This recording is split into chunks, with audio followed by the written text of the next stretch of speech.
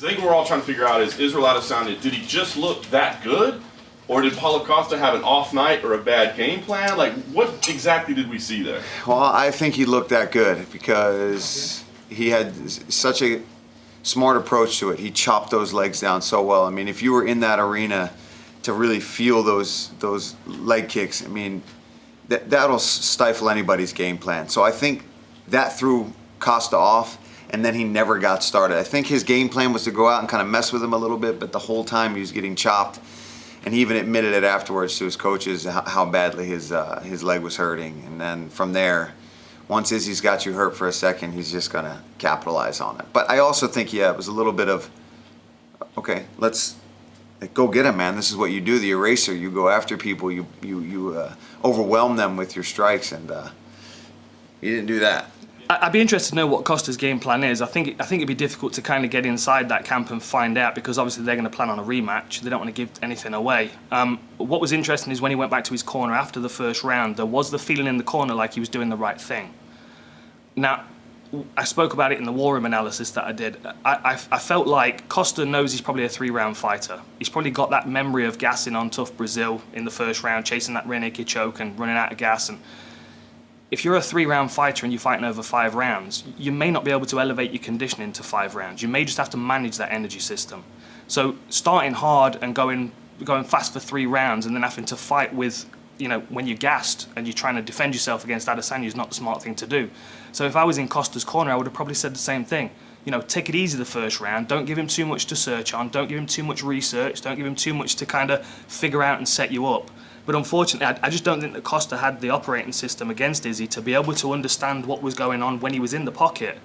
And you remember when Anderson Silva came into the sport, it was like witchcraft. He's in there and people just don't know what to do. We've got guys like Chris Lieben that come crashing forward, knocking people out. He couldn't lay a hand on Anderson Silva. And there's something very disconcerting about that. When you know that you normally close distance and hurt people pretty quickly and you can't touch them. I mean, I think it was 12 strikes he landed in the total fight.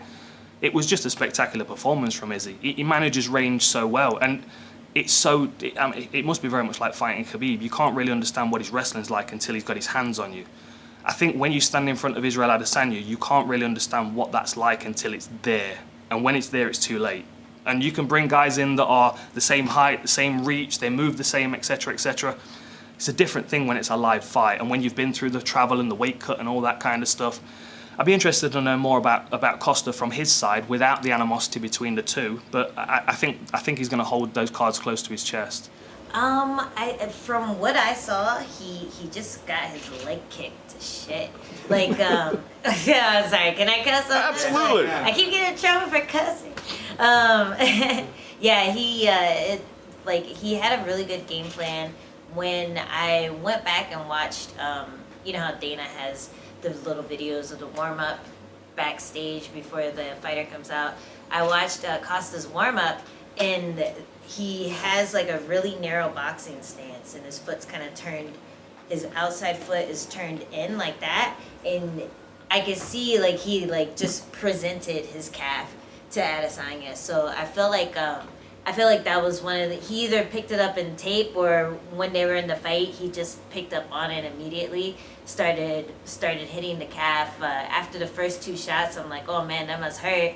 But then I realized it was just cupping marks. But then like the marks started getting more and more. They started multiplying. So that hurts, man. It really hurts. Like I in my fight with Nina Ansarov, I got calf kicked, and she's not that big. And she only landed maybe 3 or 4 before I started checking them. But after the second round, my entire foot was numb. Like I couldn't really feel if my foot was going forward or not. And when you're that size and you have someone hit it, he must have hit it like 10 times in the first round at least.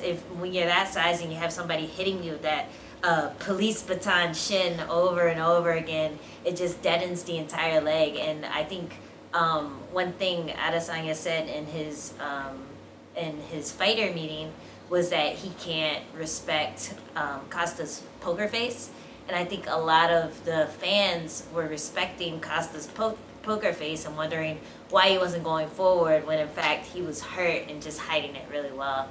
So I think that's what happened. I think the leg kicks took away his mobility.